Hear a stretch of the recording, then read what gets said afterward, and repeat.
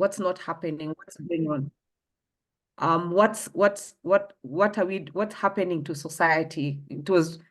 Murder is still not, I mean, whichever way, murder is not right, but the extent and the brutality of this now was at another level.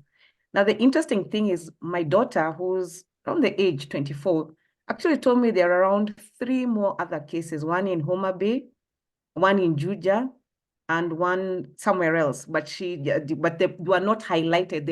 They were not high profile like these other ones. So it's something that is scary. It's something that we should have a conversation about, because these are young adults. And my daughter is 24. She's a young lady, and she's in the stage of in the 20s where learning to navigate her life through. The 20s is where you find people make decisions that affect them later on. So how I'm asking myself the question is, how do I, as a parent, help my daughter to navigate through, this stage of life that she's going through right now? How do I give her a safe space? How do I don't come out judging to her? How do I let her know that I should be the first point of contact whenever anything comes about? Not her friends, but me as the mother. So how can I, it's perplexing. The problem with parenthood is there's no manual. There's no manual for parenthood. We just learn every day along the way. So there's no manual, but how can we have that? And that's the conversation that we want to have. How can we help the young adults, both male and female, to navigate the 20s in a safe space, make right decisions, make and make right decisions, because we are not going to, I'm not going to hide my daughter in the house and say, you're not going anywhere because of what's happening. No, that I'll be sweeping the problem under the carpet. But how can we have this conversation? And that is basically what we want to do today. So on our panel, we have a different group of many stakeholders. We have professional psychologists. We have Irene, who also is a mother to an older child, almost a young adult. We also have Evans. He's a psychologist, but he's male and he's in that age of the 20s, right? And then there's me, a mother of a young adult. And then we also have Lulu Rasugu, who's in the age of the 20s, not a professional psychologist, but you're young adult, you're young adult. So we are going to have this conversation, and I would like really, really encourage us. It's a conversation. It's something that we want it to be interactive, because we need to have this, we need to talk about it and see what can we do about it. So one, I'll ask you, what are your expectations? Yes, for all the people here, whoever it is, what are your expectations? Number two, please type in the chat. I'm trying to see, Lulu, are you seeing any? Are you seeing any? What are your expectations? Not at the moment. Sorry? I'm saying not that at the moment, but I'm observing it. Okay, all right. People, I will call out names: Den Simuri, Esther, Jane Peter. Just type in what your expectation is. If you have any concerns and if you have any questions. Sophia, Prim, please, let's make it interactive, because once we get to know what your concerns are, is when we'll be able to, at least have a healthy conversation. Yeah. So let's just start typing. Esther, I can see you.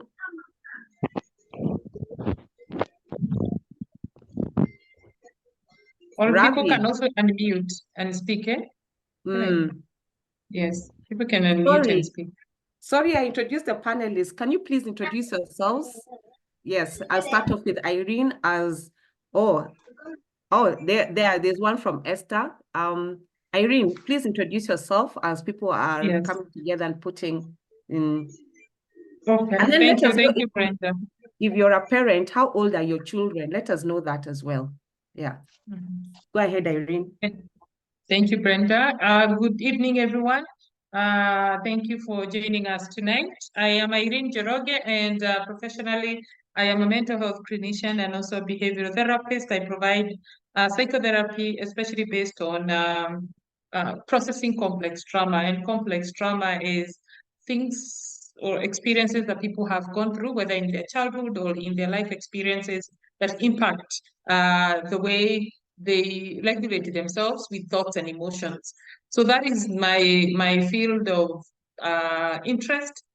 I am also the founder of CAFRIC International, co-founder of CAFRIC Center is where I'm speaking from tonight. And yeah, my goal tonight, as you ask us, Brenda, is just to be able to understand, because I am feeling kind of lost, but I am also very concerned about the trauma that our young people are experiencing, not just the tragedy and the ones who've lost their lives, but those who are living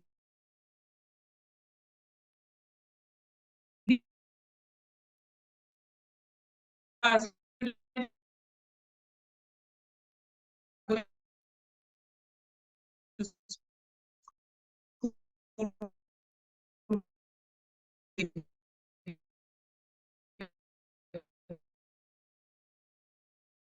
so that is what I mean, some insights to, just respond from blindness. So that is why I'm so happy that we have a combination of different age brackets, both professionals, parents, and friends in this conversation. Thank you. Evans, go ahead. You're muted.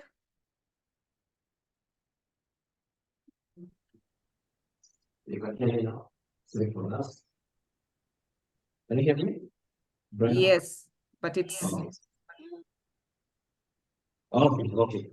Sorry for that. My name is Evans Kafari. I am a psychologist and I'm also the clinical manager here at CAFRIC Center. And as a faculty of end-to-end mental health solutions in individuals, families, and organizations. And I'm really glad to be here.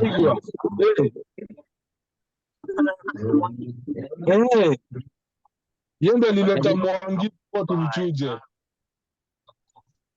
Lazima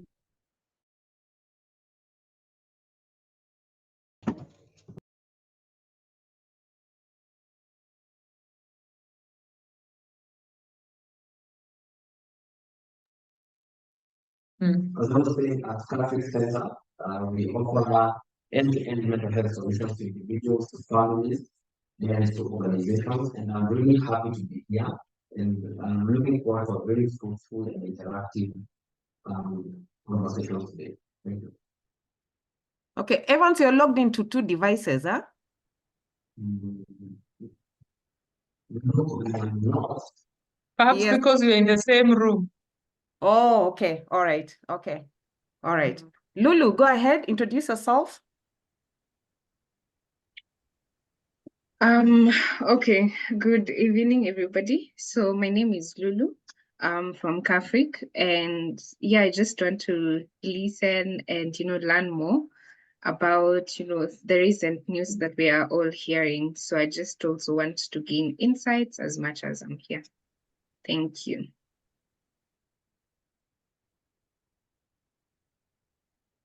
Okay. I'm seeing here at least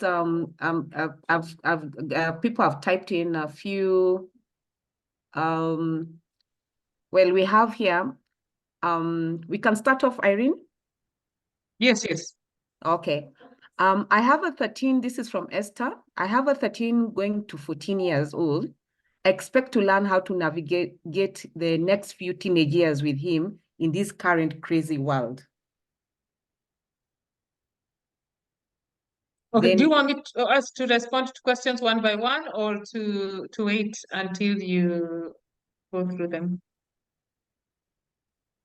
maybe I can do all of them. Then you can decide who will pick, huh? Then there's Gladys, who says, I have a 27, 22, 15, 11, and 6. She says parenting across. Yes, she's parenting across. Then Ravi, greetings everyone. My expectations would be on how to connect with my daughter.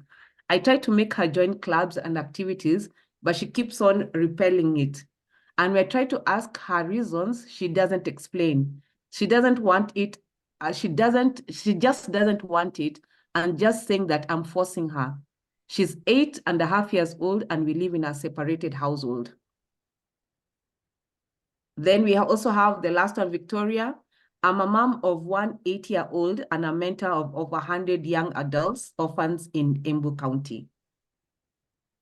But she didn't put her expectations. Okay. Yeah.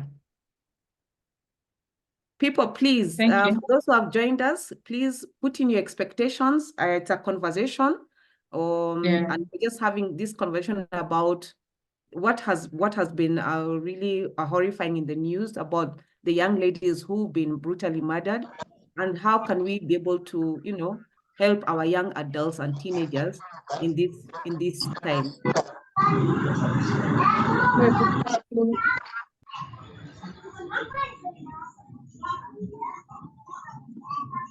I don't know if I can talk, but I keep on wondering, as an expert, Monica, the rest, what? Do you have any Someone is thoughts? asking.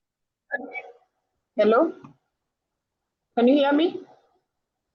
Yes. Yeah, my name is Esther. I'm just wondering, as experts on this, do you have any thoughts on why all of a sudden we have this kind of, say, murders or situations that are happening? Is it the communication that as parents we're not communicating with our teenagers? Is it, I don't know, or maybe we are communicating and not communicating the right thing, or I don't know. What do you think as an expert is causing all this all of a sudden? Because I think this is not something that has been happening, it's something that seems to have just popped up from somewhere. Thank you. Thank you. And because you asked that question, Esther, verbally, before we forget it, I would actually want, first of all, do I have the answer? No. Even as an expert, I don't have the answer. Do I have some insights? Yes, and I will share them. More importantly, we have young professionals in our team who are in that kind of generation or age bracket. And I would want to invite maybe Lulu. Lulu, do you want to come on and share some insights that you may have? What are your friends saying? What are your cousins saying? Let's just hear from that. Okay, I think having a conversation with, friends and also young people, I think one of the major things that people normally say is that Kenya hakuna kazi. And you find out with these killings and all that, and also peer pressure, the easy money, right now, this generation, if it's not content creation, it's nothing. I don't want those hard jobs. And, the friends, when you're in a group of people and they're like telling you, Sahi, right now, this is the in thing, just join. Or you find someone who's from a less privileged home and they're like, okay, I came to campus, I don't have fee, so what is the easiest way out? Right now in campus, a lot of students, they're like, this is how I make money. They ask, so how are you making money? And they're like, so if you want to know how to make money, this is how we are making money. So I watched someone on YouTube, a lady, she's called Kemunto. She's a very young girl, and she has a Facebook group to help you look for these Nigerians and sponsors. Like, she has a Facebook group, and she was saying, a lot of people reach out to her, especially young ladies, and they're like, can I get that job? Nasikia watu wanalipwa 160,000 because it's 160,000 per night. So they're like, can I get that? How can you connect me? I'm very interested. And people were like asking her, so why did you decide to form this group? And they were like, right now, for me, I don't want to, it takes a long process for me to see results. So what is the easiest way out? First of all, it's engaging in sponsors and, trying to get quick money. And then secondly, the fact that there's just that peer pressure. You meet someone in college or you meet someone in high school, even in high schools right now. I was even shocked. There was one lady who was, found with a phone, and you're wondering, why is this person carrying a phone? And at night they're talking to someone. So someone spotted them and they're like, so who are you talking to? So the teachers investigating, they were like, this is someone's husband and you're in high school, Form 3. And you have the guts to talk to this person because they're like, my mom ananikazianga and all that. So my friends wakisikia hiyo side ingine, wewe mkazi wangu mbona mimi nakaziwa, they're very curious to know. So what is outside there that I'm not seeing, that my mother is shielding me from, that my father is shielding me from? Being honest, I don't think, during our time, my mom wasn't that strict. She was just like telling us the truth that you are old now and you know what's best for you. So I will not tell you ati sijui usitoke usiende wapi. What my mom used to tell me, this is the reality and this is the choice that you have to make. We used to have like conversations, and I kid you not, by the time I go there, I used to sit down and evaluate, and she used to like tell us, so what kind of life do you want? Do you want this life or do you want this life? It's up to you to choose. So I had to consciously sit down and ask myself, what do I want to create in the future? And how can I start creating it as early as that time? So for me, did I go to parties and all that? I wasn't that kind of person because nilikuwa hata nahurumia watu. You find someone who has, indulged with all these things, sponsors and all that, and they're given 500 shillings. Imagine 500 shillings or even 1,000 bob per night. Hiyo ni ya food peke yake. So there's just a lot of things that are happening. I can say some of them, they come from a poor background and no one is there to tell them this is the right way. For them, the friends that they encountered, they were the bad ones who told them, so how you can raise your fee is through sleeping with this person so that you can get this amount and be able to cater for everything. Mzazi ako Embu, wewe uko hapa Nairobi, and they even can't pay your fee. And you need to pay there, take care of them at the village and all that. So it's just that right now, people in campus, they lack direction. Being honest, they really lack direction because the first encounters is those bad girl, they call them bad girl riris. So so those are the first people who they encounter in school. And teachers they're not there to tell them this is, you're an adult. So the first people who they encounter is the friends. So, and those friends, how can we also empower them? So it's just a dynamic of a lot of things, I can say. So yeah.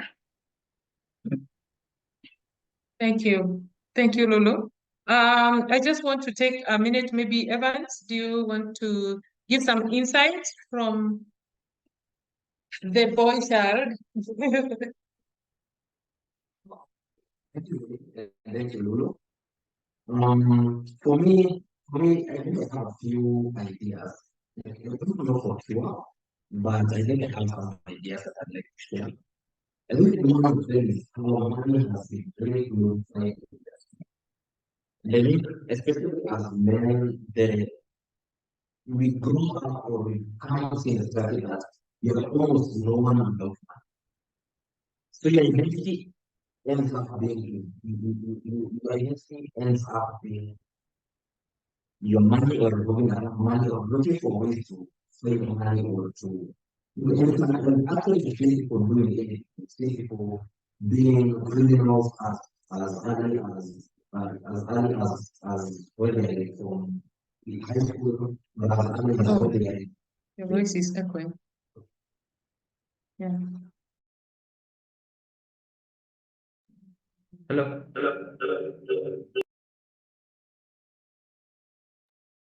Mm.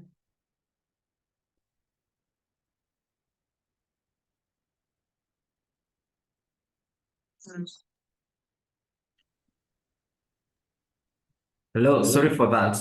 Can you hear me now? Brenda, am I audible now? Yes, now you're audible, you're clear. Yes. No echo. Okay, thank you. Sorry. So I'll just. I think also my machine is echoing. Yeah, Can you hear the me? echo is good. How is it now? Sorry for that. Now it's clear. Okay, cool.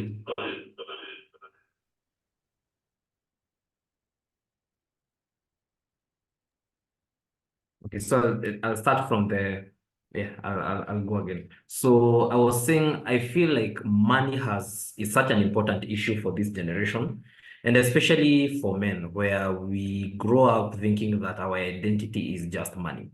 And we've seen people going to such lengths of looking for money, kama ni wale wanaitwa wale watu wa wash, whether it's con men, ama ni watu wa ama even being criminals. So I remember even in campus there were some people who we used to hear wameuliwa na polisi. You can imagine in the same school people are robbers, wezi wa bunduki. So I think there is that aspect of where money has been so glorified and people feel like they are nothing without money. That bila pesa wewe si mtu. And actually society treats you that way. And we've seen every single day of how people in positions of power and people with money have gotten away with even crimes and even murders. So I think money is such a huge aspect of whatever we are seeing in this generation for both genders, actually. And we've seen people engaging in all these behaviors, yeah, and everything else is secondary to look for money. So I think that is one of them. The other thing I also feel is that we are so desensitized to violence. So desensitized to violence, eh? And I remember tukiwa watoto, our parents were telling us, ai, usione hiyo iko na vita sana. Or when you used to watch movies iko na vita, wanakuja wanazima. So I think there is an aspect of us being desensitized to violence. I think that can be tied also to social media and how social media is not as regulated as the news are. Where, if there is an accident, utaingia tu hivi Twitter upatane na like photos and the gruesome photos of that accident.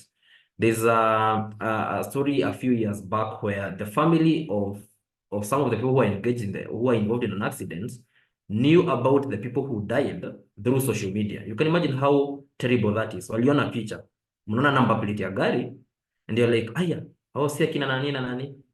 So I think we are so desensitized to violence, and maybe that is tied to social media, tied to the movies now, and tied to whatever is happening in the news cycle.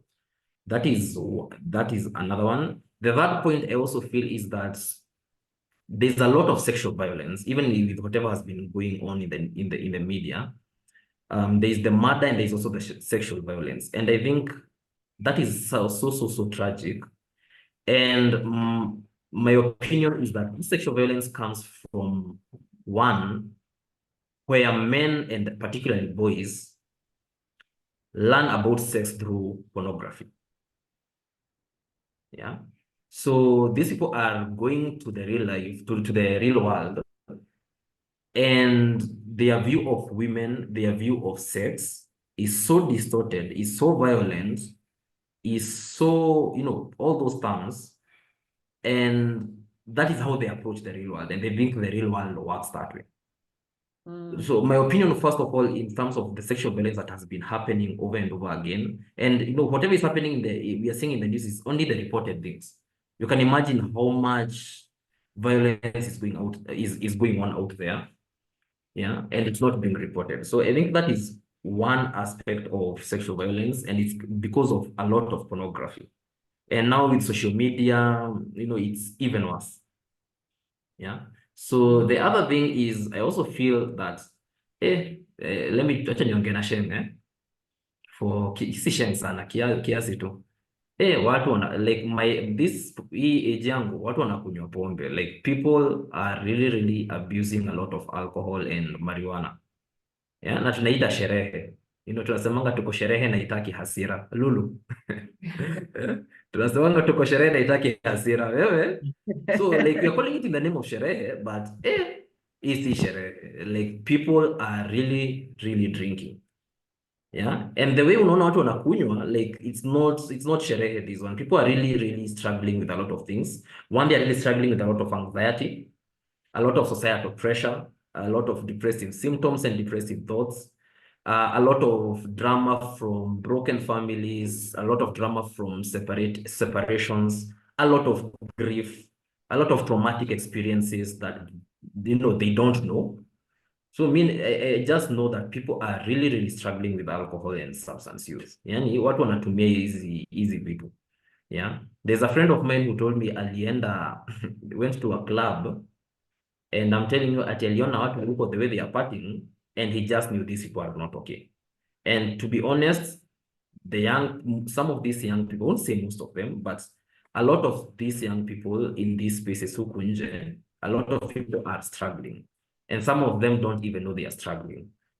So that is another point. Let me see if I had another one. I think I have the last one is, I think there's also something on parenting, where I feel now with a lot of competing demands, there's parenting has changed a lot. Let me put it that way.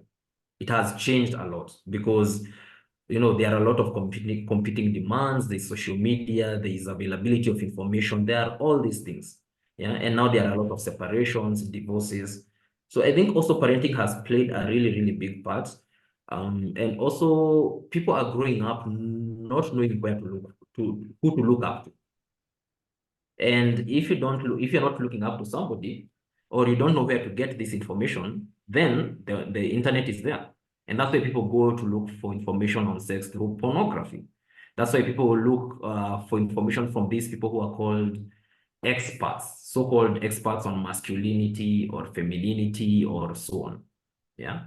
And you see these people wako kwa internet, they're just, for them, ni kutrend tu wana trend. So I feel like some of these points may be an indication of what is happening. And yeah, thank you so much for the opportunity, Irene and Brenda. Thank you, Evans.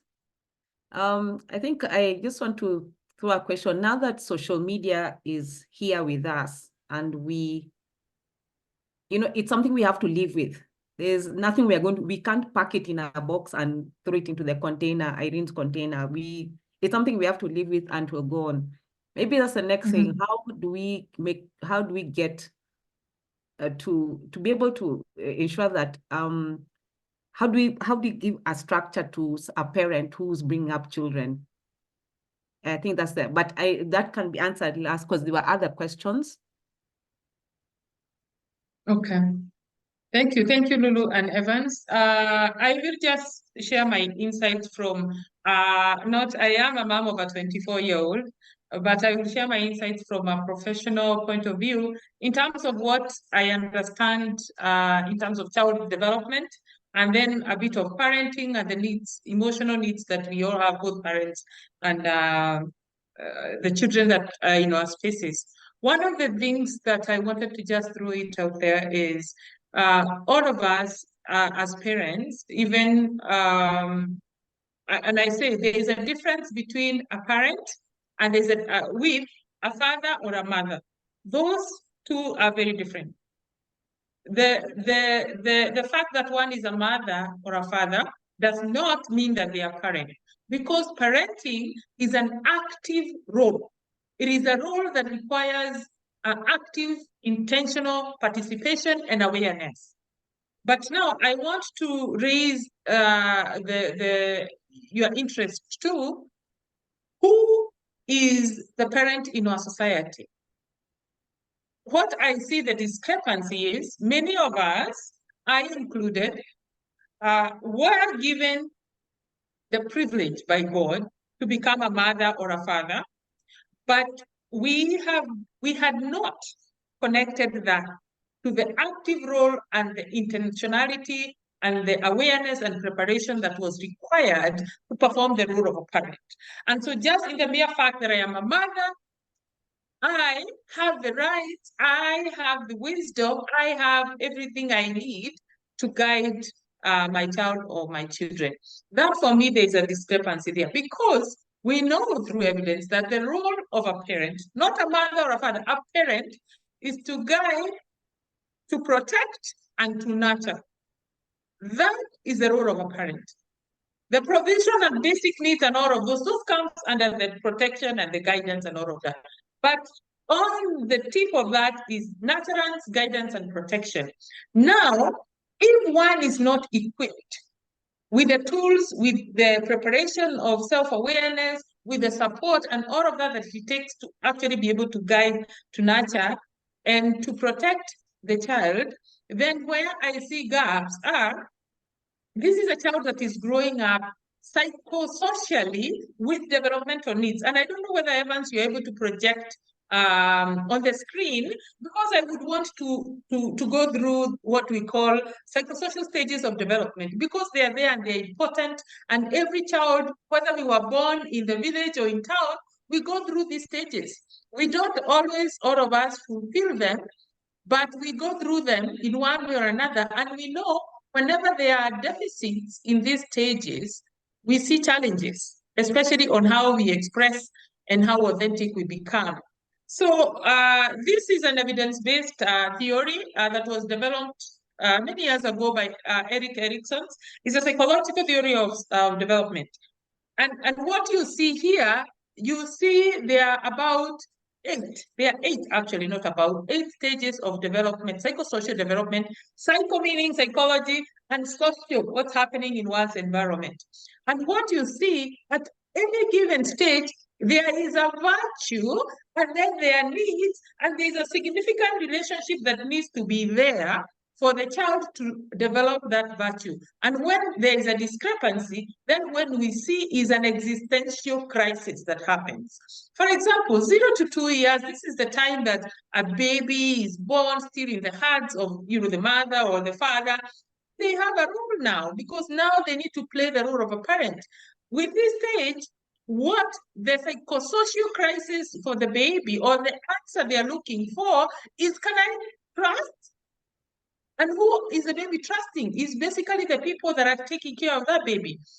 So if the baby, for example, cries and the nappy is changed, or they are breastfed, or they are picked up and cuddled, then they start to learn, I can trust my environment. That is mother and my mom, my dad, my grandma, my older sister, whoever it is in my environment. So when that happens, and you can see the most significant relationship is actually the maternal one. And this perhaps was not even done, the research in the African context, but even then, it is the maternal caregiver. So when those needs, because babies' most basic needs are met by the maternal caregiver, so what you see is a baby learns to develop trust or mistrust. If I cry, and sometimes they are attended to because my mom is feeling okay, they are not tired, maybe they were not beaten that day, and the other day, they are not. I cry and nothing happens. I start to realize my way of expressing my needs, please see me, hear me, understand me, are not met. They are not important, those needs. So the baby starts to learn, by the way, I am not important, my needs are not. And they form that trust, mistrust. They do not answer that question, can I trust the world? You go to 4 years, these are toddlers now, they're starting to walk around in the house and all of that. You see the most important virtue is that of will, because they're trying to do things now autonomously, as much as their age allows them, okay? With this, you see now parents have come in, not just mother, not just father, parents have come in. And parents could be also the help of the grandparents and all of that. Here, the age, the child is asking, is it okay to be me? And how do I know it's okay to be me? Because when I go to put my milk in my mouth and I seal it, okay, or the glass falls, I don't get picked up with, ulikuwa unafanya nini? Or I don't get picked up with this, like, a generation. I am able to be guided. You see, you're starting now, not only are we hiding those glass tables on the walls so that they don't cut them, protection, we are also guiding them. This is how you potty train. This is how you wear your boshori. This is how you put your spoon in the mouth. This is how you hold something. You see, the guidance starts there. There, with the guidance, the child learns, even though I am not doing it as good as my mom or dad or my older brother, it is okay to be me in this stage. So you can see how this, and that gives them that will to try again, that will to want to express themselves because they have learned that and gained that confidence. 4 to 5, that age, the virtue is purpose. Here you see the most existential crisis. Is it okay for me to do, move, or act this way? Here, they are starting to take initiative or the guilt. And you can see now we have expanded the caregiver or relationships to the nuclear or extended family now. The child is interacting with more and more people in the family. And what you see is for a child who is not shamed for initiative. For example, how many kids in this age, when you go to a party and say, who wants to say grace for us, or sitting at the dinner table? No, the kids in this age, they go like this, right? Assume a child at that time is told, no, where hujui kuomba, or they're trying to write, to learn to write ABCDs, and they're not corrected carefully, or they're even trying to even sing at church, maybe say a memory verse. That initiative, if it's shame, and this is where now shame starts to develop, the child will always struggle with, did I do it well enough? That guilt, I shouldn't have done it, and I'm not going to volunteer. And now 5 to 12, this is that age. Somebody had an 8-year-old, and I want you to pay attention to this, who has an 8-year-old who is resisting. Because here, at this stage, the virtue is competence. They're asking, can I make it in the world of people and things?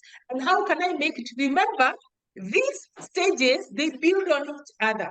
If there was a gap at 2 to 4 years, we are going to see a gap, okay, in the former years that the child is developing, because there was an existential crisis that helped, where either they developed initiative and versus guilt. So if they have the initiative, they are going to approach now school, upper primary, their friends with a sense of industry. They will want to say, I am also here. I can play sports. I can sing. They have that sense of self-esteem.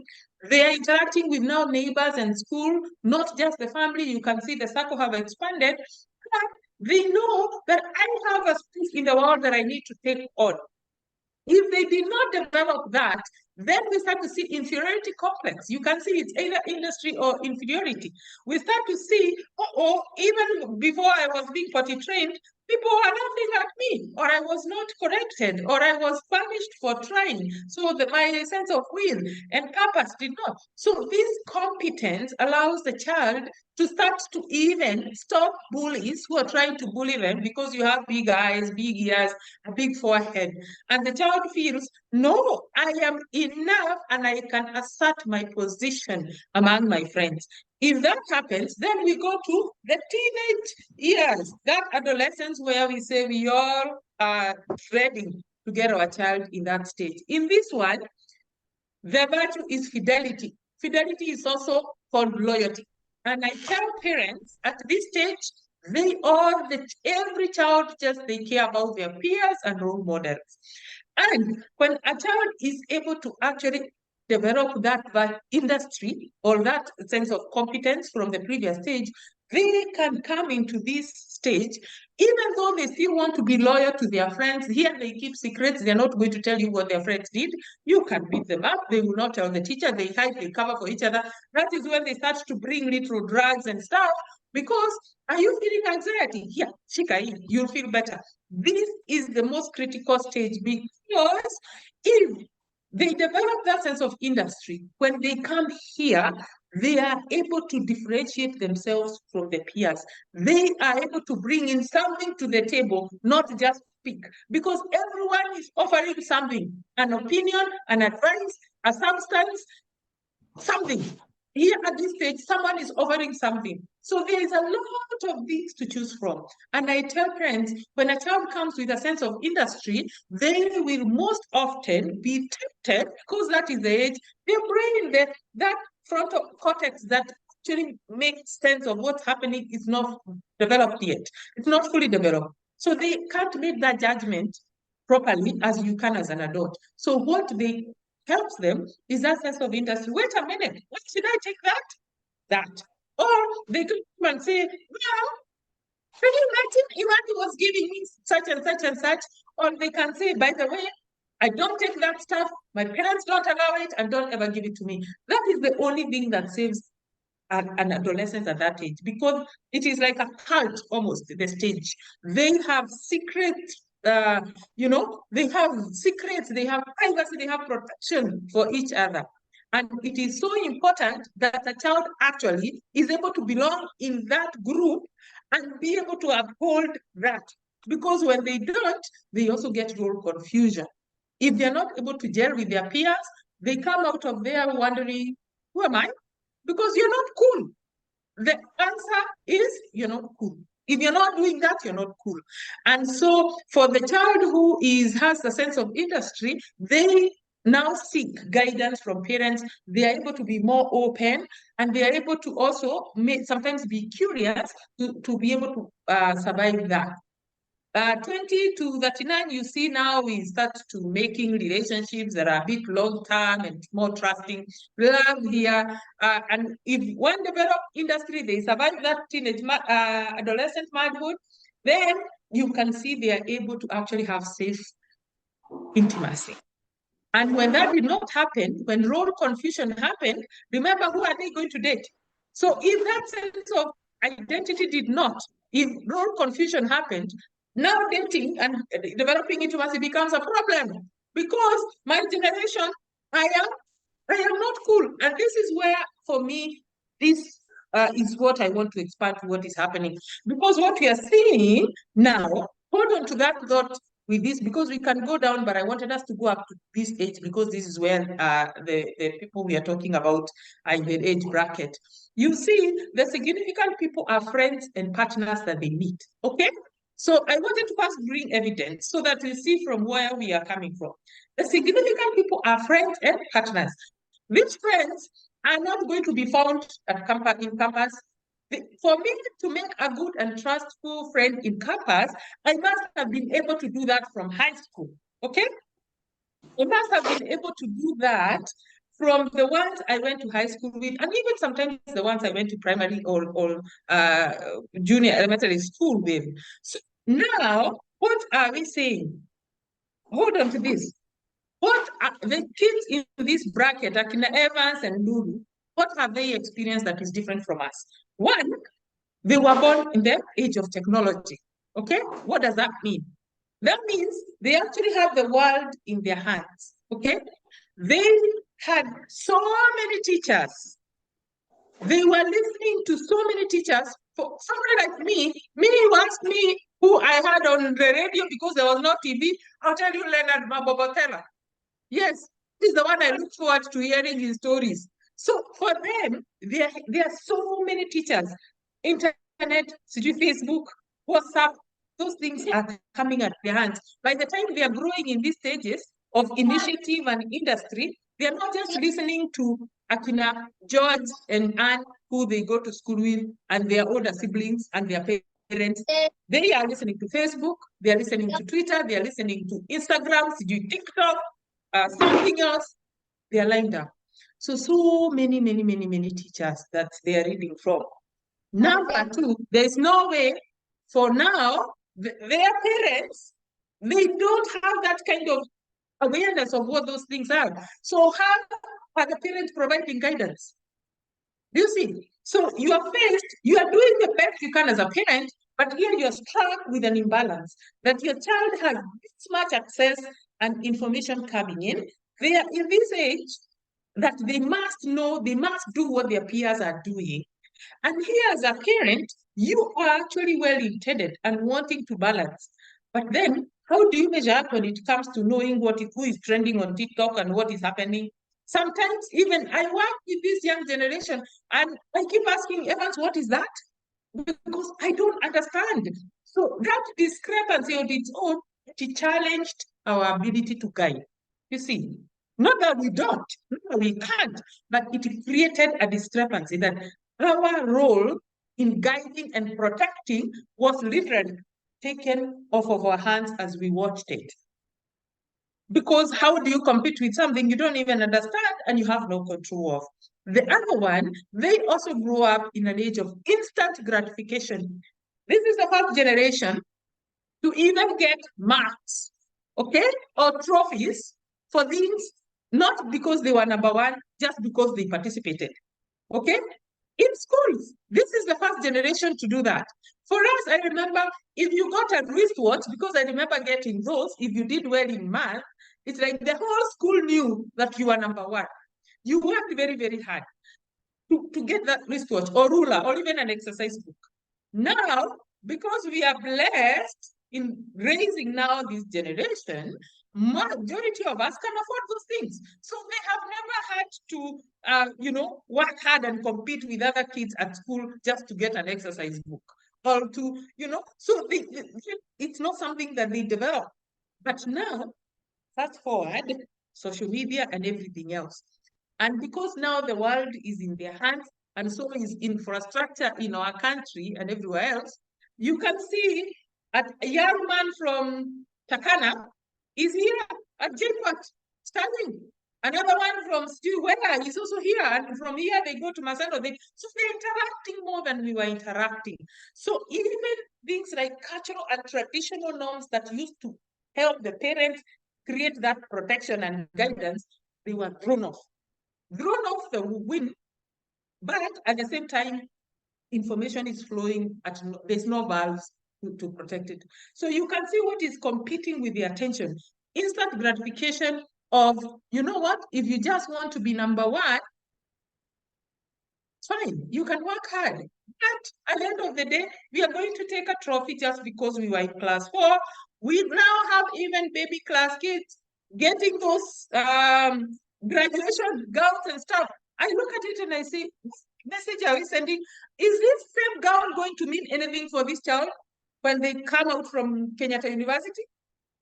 Do you think that if that child doesn't make it to Kenyatta University, they've already graduated, they've already won a graduation gown. So things that used to create motivation and actually discipline, because of this now, one, I say capitalism has played a role. Number two, it is this exposure to everything. We see the West does this and we copy and we bring it here. But now the safety valves that were supposed to help us guide, protect, and nurture, they've been taken away. That is another thing. Number two, most of the parents, we are working. We have careers, we are professionals. So there is less interaction and parental supervision, even with what kids are doing. Number two, we also the generation of getting house managers who are taking care of them. Again, how do we vet house managers? We know about trauma and childhood traumas. A lot of our children have grown up with house managers who came from kind of filled with traumatic experiences. I say the fact that that house manager who is the age of your son is working in your house should tell you there is danger. Why? Because if that child had protection, guidance, and nurturance from where they came from, they will not be working in your house. They will be in class with your son or your daughter. And I tell parents, there's a lot of things that we just take it, because I'm paying her 10,000 and she won't steal from me and all of that. But there are so many red flags that they come into our spaces that without us knowing. But these kind of traumas, they are now become extended or offloaded even to the children. Not that our children are not experiencing traumas of attachment from us. They are, because we also grew up with a generation of silence. We don't express emotions, we act them out. Okay? So when we act them out, we've taught our children also, you know what? If it's bothering you, keep your mouth shut. Okay? And do what you need to do. But keep your mouth shut, but then you leave me home with our house manager who pretty much 2, 3, 4 years age difference. And guess who becomes my guide now? And they're guiding me from what? So you can start to connect the dots and see. So when we see 20 to 39 years, this stage, you see people getting into sometimes very, very tragic. I say this is not a moral issue. Let's just unpack and agree. Because if you ask a lot of people, you start to hear that, you know, these girls have no dignity, they don't respect their bodies, you know, they don't value marriage, they don't value families, it's not a moral issue. That, for me as a professional, whether I may be wrong, but I do not think it's a moral issue. I think it is as a result of accumulating deficits, not that they have happened because the parents are not trying, and they have not happened because kids are bad. They have happened because we are all finding ourselves in a context that, one, unfamiliar, number two, that has raised our antenna. We are all on survival mode. Okay? Survival mode. So, and I say on survival mode, in that fog, where we are making that decision based on fear, sense of obligation, or guilt. In that survival mode, no one is safe. We are all about to be eaten and devoured by a lion, and all of us want to survive. And now comes also the digital age of personality disorders, because they are there. And you will find these psychopaths who thrive on others' vulnerability, who thrives on marginalization, who thrive on capitalism and all of these things. And with that now, there is the society ideals, right? There is also now a young child or a young man or woman who has struggled with these psychosocial stages and the 15. There is a parent who is on survival mode because I can sense it is not safe out there. I'm doing my best as I can, and I know as a parent. But then there is the master predator who is online, and online is where we do not mostly understand. Online is where the child, even when they are at school, it is a matter of sweeping right up or down and getting access to people in Nigeria, in America, in wherever. So that for me is where I see the discrepancy. But what I wanted mostly to say is it is not a moral issue. And I have so much empathy for what has happened and these young girls. I think even, you know, when we talk about easy money and all of that, why are they so interested in the easy money? First of all, majority of them never really saw us work. They never even saw their parents work, but their parents drive big cars and, you know, or their aunties and uncles, and they live in big mansions, but we don't know where they work. We just see they have big money. So the stories that were used to be told of, you know what, I bought this land, and then I did this, and I built this, and then from that, this gave back to this. You know, we are not connecting the dots anymore. Our kids, they just saw you one day, and the next day they saw a V8 driving to their background. Well, they imagine, actually, that is what success means. As Evans has eloquently put it, that is the imagination. So there is a role for us, and one rule is we need to start being authentic. We need to start having conversation, especially with the young adults, on real life issues. And I was having a discussion yesterday where I said, for me, it's not a moral issue and it's not a parental failure. What we need to understand is we cannot parent the same way we were parented, even for the young adults. One, I personally, speaking tonight, I remember I left home when I was immediately after Form 4. I was turning 18. And I left home and I have never gone back home to my parents. And I navigated my way. There was a bit of safety with other siblings. And then with, you know, the Kijiji used to kind of somehow watch over you. These days, our kids, even at 28, 29, some of them are still home. Why? The parents are scared. It is a dangerous world out there. Number two, we also have a bit of resources so we can keep them there. So the shielding on its own is not doing any service to them. So we are shielding them from real life experiences where they can learn, they can interact with these people and go through their issues with isolation and all of that. We are shielding them and putting curfews and all of that in an attempt to do our role as parents of protecting them. But in the meantime, we are not shielding them from the internet. So the only thing I know is I saw Evans post he was in Dubai with some girl and they were in somewhere. And that is what I want to do.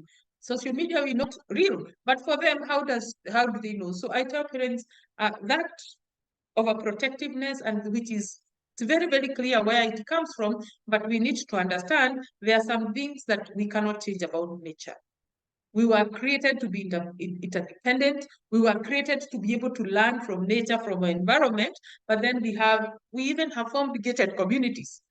You know, forget about putting gates in our home. Like there is a gate in your house, and then there is a gate up to the estate. So we have shielded. But the biggest threat, who is the internet, they have it in their room. Meanwhile, that Njabi, they could go out there and express what they were saying anymore. They can't access them because our gated community is here in Ruiru and them is in Runda. How are we going to? So there is a lot of what is the built environment and the changes that are coming, obviously with concerns with security that have continued to become a threat. So parents, I think for me, the take home is we need to be able to not do this to our children, but empower them from the inside. First of all, let us be authentic and tell them the stories of our own journeys. Let them understand where and how we earn what we have. Let them understand our desires and our aspirations for them. Let them understand that we feel as we should because we are human beings, but that doesn't mean I don't care. Let them understand the fear that we have on the inside. Particularly right now, I am a mother of a 24-year-old. If he was a girl, I would be terrified. And I empathize with people like Brenda, who are mothers of young girls around that age. I would be terrified to put my daughter in a hostel. Because then it's like every night I'm sleeping awake, waiting for what is to happen. Well, that happens. Remember, it is also not representative of all the children. We need to still remember what are their needs. And if you can take a screenshot of this, you'll be able to see what are their needs and how can I, as a parent, help them meet these needs because they are important. They develop something in their life and they help them develop so that we can actually teach our children how to think, okay? More than we teach them how to behave. Because we are very good at teaching our children how to behave. But the most empowering thing is when we teach them how to think. And how do I think? My dad has shared his thinking pattern all the way to his success today. My mom has shared with me all her ups and downs, mistakes and all of that up to the point where she is now. Do you see that now I have a reference to reference? So I will leave you with that. And I don't know whether there are other questions, but that is where I wanted to respond to that question of what's happening with our girls tonight. Thank you. Brenda, over to you. Thank you so much, Irene. That was very, very insightful, very, eye-opening light bulb moment. I just wanted to see if there's any person with a question, maybe. If you can just raise up your hand before we call it a night.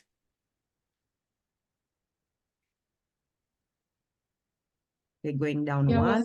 Yes, David. Somebody had a question about yes.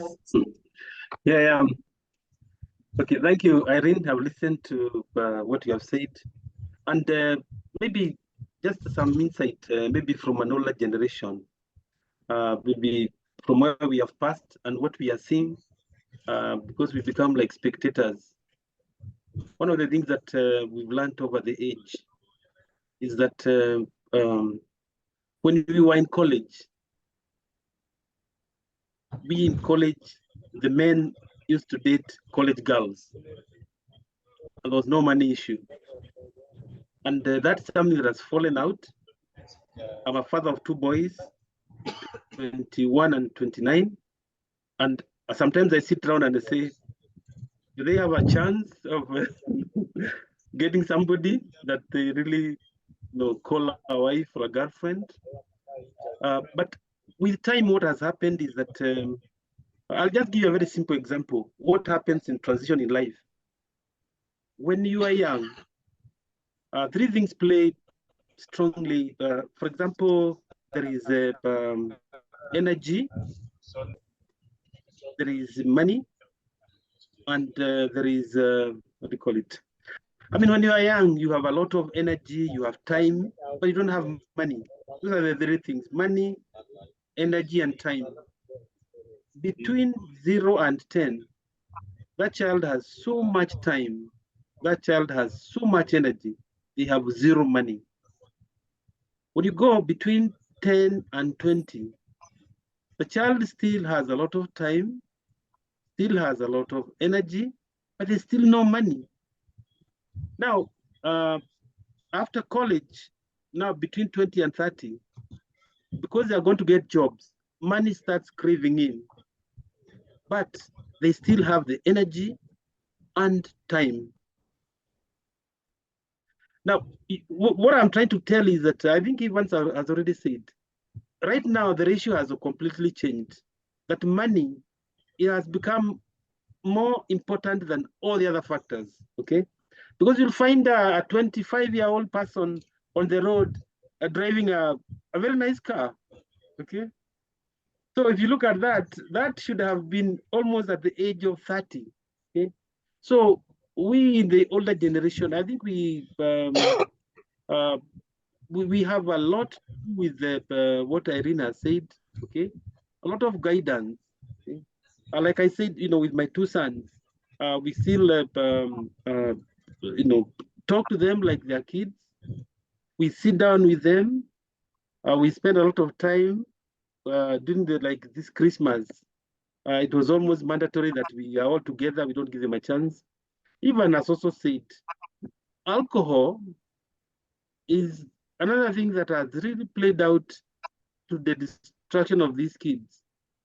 Because in the older generation, we were used to drinking with our own money, and we were used to what they call froth. We'd be happy with a Tusker bottle. Tusker has lost meaning. There is nobody taking alcohol among the young generation. Okay, so what has this alcohol taken? One, it is expensive, and the content of alcohol in it is very high, 40%, which means that it's destroying their head, it's destroying their livers, it's destroying their body.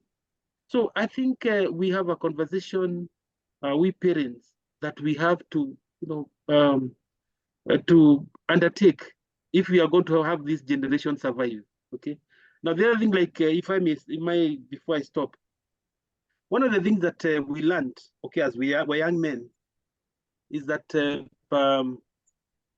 dating was a process. It's like cooking chapatis. There was no skipping any part. Chapati has gone through the whole process. Water is boiled, unga is put in, the rolling is there, putting oil, fire. That was what dating was all about. Okay. Right now, there is no process at all. It's zero. Okay. It's from unga to chapati straight. There's no cooking. So I think as parents, we have a lot to do. I don't say much, but I've really enjoyed listening to this conversation. Thank you. Those are great insights, David. We needed you tonight. Irene, there's a question here. How do you address rise of LGBTQ amongst teenagers? Well, how do we address that? Yes, I also really truly don't know where is it coming from. But for me, I reference, what evidence tells us. What are the needs? Again, if you look at that age from teenagehood to about 29, those needs that Evans was projecting, did you see the virtue of fidelity or loyalty, right? That is there. Did you see the need to be cool and all of that? A lot of the times, and I really empathize with parents whose children are identifying with these things, because there is a lot of a moral kind of moralistic condemnation, especially to even families, where first of all, you don't know how to respond, so you are paralyzed by it. And what happens when you're paralyzed? You react based on the fear that you're feeling, based on the shame that you're feeling. And so you don't even get to understand what the needs. I tell parents, and I say this, that the three universal needs that we all have: to be seen, heard, and understood. We were born with them, and we still have them.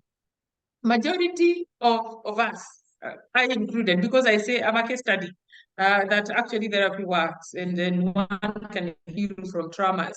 Majority of us grew up never really experiencing what it's like.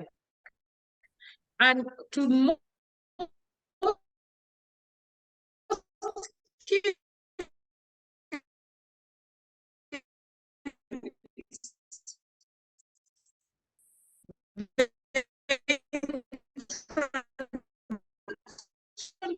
to desperate. So any sense of validation or approval is better than no validation at all.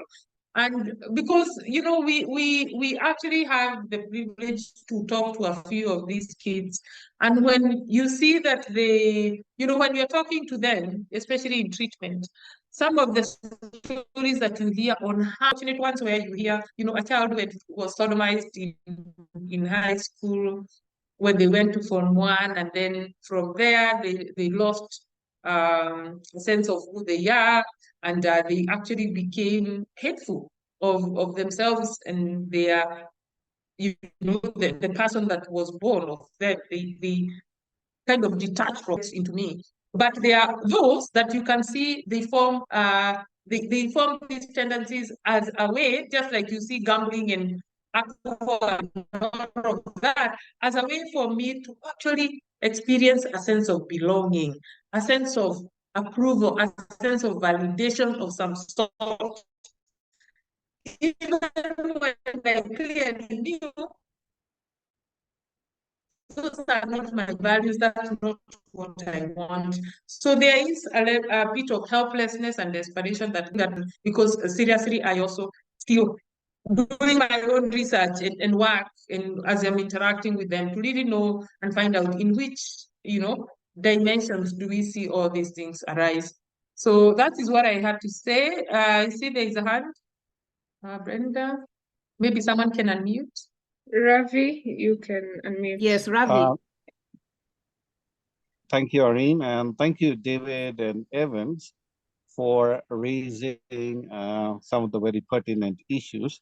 I'm just wondering also if there could be something psychological, like some of the things that we are mentioning about a girl child, or let's say a girl teenager, has a lot of options when it comes to money. Was it Babu Vino who was saying that a beautiful girl is made by God, and a handsome man comes from the bank?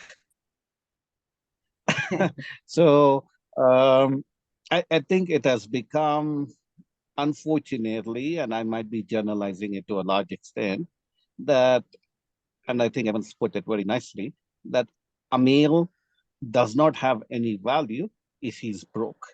He only has a value when he has money with him. Now, given the factor, let's say you're in your second or third year of campus, and a boy child, a girl child. There is the sponsor, some Nigerian or some sugar daddy who's out there, who's paying for the girl's makeup, for the wigs, and all that stuff, taking her for the holidays. Of course, she's going to gravitate because uh, she's able to post her pictures on Instagram. She's able to enjoy the good life, which a second-year-old boy child is not able to do, right? Now, the boy child, slowly over a period of time, he starts accepting and kind of internalizing it as a failure of all the rejections he's getting, because right now he has not come to that stage. And I'm just wondering about the boy child psychology over here, whether he would, one, get into that phase where he would understand, if I need to get a girlfriend, do I also need to get a sugar mommy who can spend money on me, who can give me money? And we have heard about those instances as well, although they don't get talked about so much. It's the sugar daddy which takes the prominence here, where he starts getting money and now he feels he's empowered to get a girlfriend. But that is his revenue flow. That's one. Secondly, after facing so many rejections and understanding the concept of the world that he has no value if he doesn't have money, if he wants to be with a girl, he starts gravitating towards this LGBTQ movement. where he starts identifying as a gay or a transgender or other pronouns which are there. So I don't know how to address that perspective. And also from a girl perspective, it's okay that you can get many suitors when you're young, when you're looking beautiful. But what happens, for example, when you get pregnant or you reach a certain age where you are not so attractive anymore? There are other attractive options where your sugar daddies will be going, and then you start feeling rejected and you start feeling like, oh, I was used as a commodity, that my body was used as a commodity. So I'm just, I'm sorry if I'm being so open on this forum, but I would just like to, how can we help the teenagers? Because they're kids, our kids, we can raise up in the value, we can raise up in the value systems, what they call it, morality or not, or we point them out, but a time will come, even in your chart, it was there, where they will get influenced by the peers. So I think looking at a part of protection for our kids is also inner society as a whole with whom our kids will be interacting. So yeah, just my point of view there. Thank you, Ravi. That is very, very, very, very insightful. And I like that also analysis. I say the issue of the LGBTQ is new to us, it's foreign. And we are all kind of trying to around, what does that mean? I hope and answer some of the questions you have, Ravi, before I come in, but I find it very, very it's diverse. It's diverse, and we can't address it from just one point of view or perspective. It is multi-layered, and I think we need to peel one by one as we see what is underneath. So I'll invite Evans, and I see Esther, you have a hand. You'll be next. Hello, Ravi. Thank you so much for your question. Again, I just give you my opinion and also my experience because I graduated from university not so long ago. I remember in university we used to compete for the same girls. We were on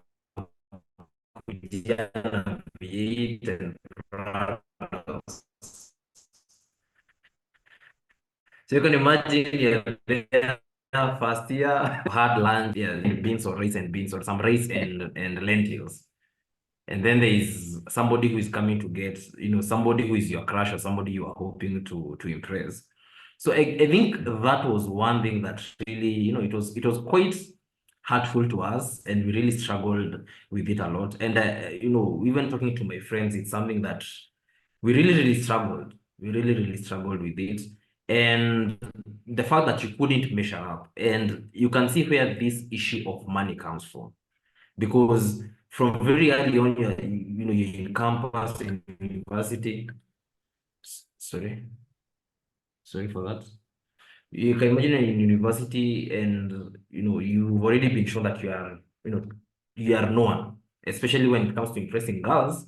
You have to have some money, or you have to have certain things which are okay, almost always material things to impress someone.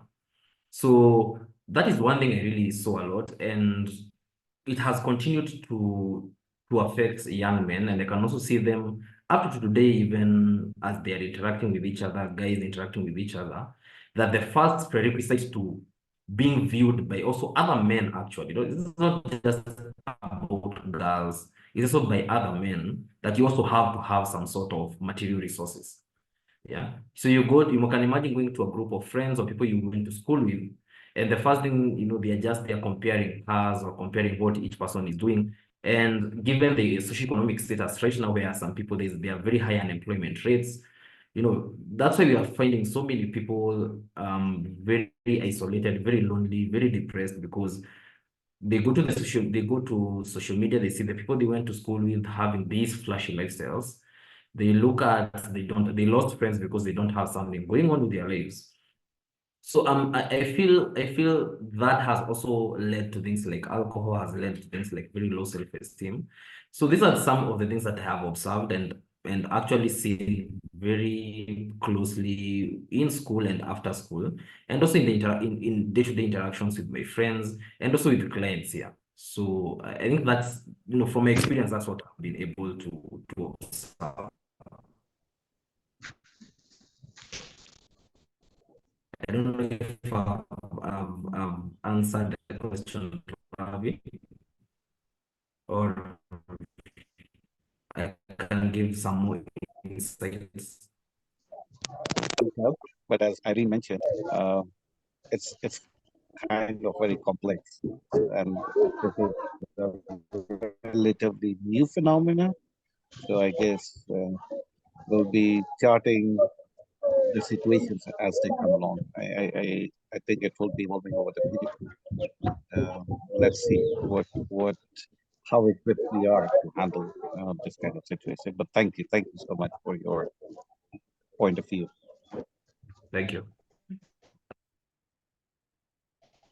Yeah, Evans, that Thank was you. very insightful, actually. The pressure on young men. I mean, I remember one day some guy telling me he's getting pocket money from his parents, his girlfriend is getting pocket money from her parents, but bado anataka kukulia his. Yeah, so he's still supposed to support her and provide for her, yet they're all getting from parents, they're not working. So yes, that pressure is real. I think Priscilla has a question. I've written my question. I've written my question on the wall. I actually had a comment to add to the conversation instead.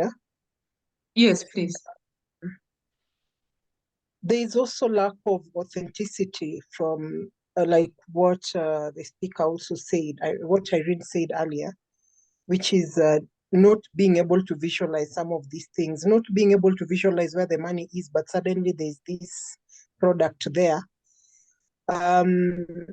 We may have microwaved our problems because we were looking at it like, I cannot live the same life my mother or my father lived. And so we may have hurried through the process. By the time our parents were retiring is when we were seeing homes. Now, in our second, third jobs, we have homes, we have all these other things. And the children believe that this is microwave. By the time a young man is getting to university, he's actually not worried so much that the girlfriend is asking for these things. He's just wondering how quickly he can take it, not realizing that the things he's looking at others having, they set out by starting from, I don't know where Korogosho is, but let me use it as an example, Korogosho, Karomaido, wherever, before they made it to the leafy suburbs. And that lack of, being mentored. I was reading a book on psychology, like emotional intelligence. Says 10 years later, he thought if a few people knew about emotional intelligence, he would have done his work, but he didn't expect it to become a catchphrase, even for cartoons and cereal boxes. Like, it was trashed. Now, emotional intelligence is not, it's like nowadays, narcissism is a byword, yet it's supposed to be a disease. Now, the children were supposed to be brought up so that they can have all-rounded intelligence, be it emotional, be it physical, psychosocial, and and spiritual, and every aspect of their life, so that their ladders are leaning in the right direction. But if that process is microwave because maybe we are chasing something and then we will come back to parent, the result is what we are seeing. The result is what Ravi is describing. There are a few organizations that are saying, hey, let's go backwards and try and sort by going to schools and trying to sort what may be missing as an ingredient in the parenting circles, in the school system, because it seems like the parents might be so pushed chasing after the almighty dollar that they are looking to the school to sort. The school is so overwhelmed that they are not able to fit in that missing middle that the parents are also glossing over. What do we do? But it's maybe too little too late, because what social media is doing, it's coming at us. And it's coming at us so fast. I feel like there needs to be a lot of information so fast. And yet, parents, teachers are not equipped to actually handle everything that is coming at everyone from all directions.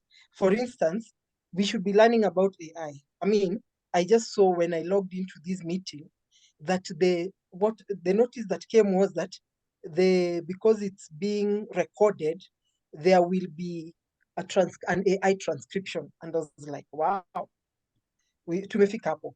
And yet, our children who are that savvy, we are not able to speak into and tell them, I need you to separate what is schoolwork and what is, because by the way, if my child, I did IT as the first diploma before I went to uni. And if my child came and told me that I need this for, sometimes I have to just let them use the gadget for whatever they want, because sometimes I'm not able to monitor fully whether that's for school, because there are some handles there's something called, is it discuss, something like that, which I'm not sure what it is, and I'm trying to understand what it is, and I can't stop them from using it because they use it for school, but apparently it has a social angle. Are you getting me? The things are coming at us, and there needs to be an equipping, like we are playing catch up in such a level that there needs to be an intervention of sorts, but it has to be very, very intentional. For one, for every parent; two, for every institution that handles young people; and three, by the time all this is happening, by Jove, all the curriculums should be catching up to be able to say, now we should be able to handle even social media crimes. There should be like a process to be able to prosecute someone who did catfishing on underage children in a way that it's easy to track and catch. But sadly, for me, it is wishful thinking, because we are not yet able to move at the speed of technology. But we can do what we can at the level we are at, where we are equipped to. Na hii ni kusemezana, like Kafrik doing this every now and again, and you're allowing us to learn from each other. This is very commendable. It's part of the process of the missing middle. Thank you. Thank you, Priscilla. We have two, okay, Priscilla, there are two concerns here, but time is really not on our side. It's 8:30. Lulu. Yes. Lulu? Yes, I'm here. Are you able to put the questions, put them aside, and the people who have asked, then we can pass this on to Irene and team, so that then they can be able to have the conversation after. Okay. Yeah, definitely. I see there is another hand, and it's so unfortunate. I think we underestimated the time.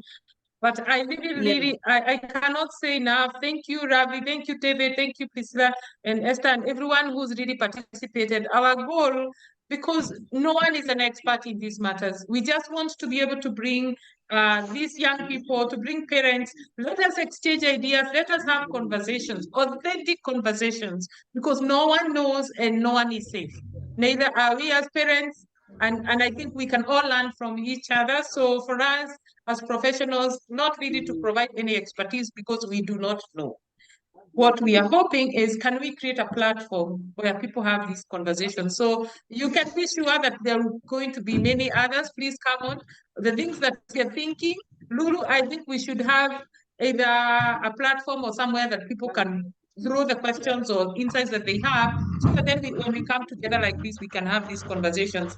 And for people like David, you have two young sons. I hope next time that you tell them to join. We can learn so much from them, and these are safe spaces that we can, and everyone else with, Brenda, your daughter, these are the people that are going to be able to tell us what their needs are and where we can actually address these issues from, not our imaginations.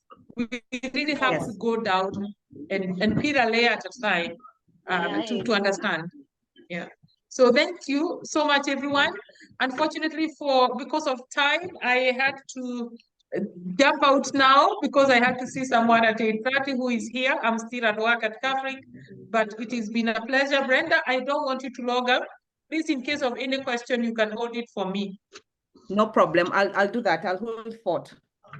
Yes. Okay. And people can continue to engage. But truly, truly, from my heart, I am so grateful for all of you. Yes, so there's a group where we normally have these conversations. Afterwards, we'll send the recording and the link to the group, because we normally have these conversations just helping each other uncover and understand, this whole dynamic of parenting. So be on the lookout. Okay, then thank you, Lulu, for that. Others, everybody, thank you so much for having spent your time. We really appreciated the interactiveness. And yes, let's continue, because like I said earlier on, there's no manual for parenting. We just have to pull each other and leave no man standing. So let's go ahead and do it, and let's continue interacting with each other. So if you have any questions, please put on the chat. We'll be able to put them together and then have either Evans or Irene respond to them.